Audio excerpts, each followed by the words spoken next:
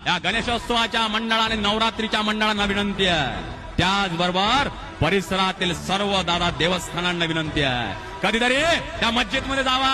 मस्जिदमध्ये जाताना डोक्यावर टोपी घ्यावं लागतं, हातपाय दादा शुद्ध व्हावं लागतं, तेव्हा कुठं मस्जिदमध्ये एंट्री मिळतं. कधीतरी गुरुद्वारात जावा. गुरुद्वारात जाताना डोक्यावर दादा कापड असावं लागतं, तेव्हा कुठं आतमध्ये प्रवेश दिला जातो. आणि आमच्या हिंदूच्या मंदिरामध्ये, गणपती देवस्थानामध्ये नवरात्रीच्या गरब्यामध्ये पाठ उघड्या ठेवू ठेवू आम्ही जातो. अरे जर त्यांना त्यांचा धर्म जपता येतो, धर्म का नाही आम्ही जपावा?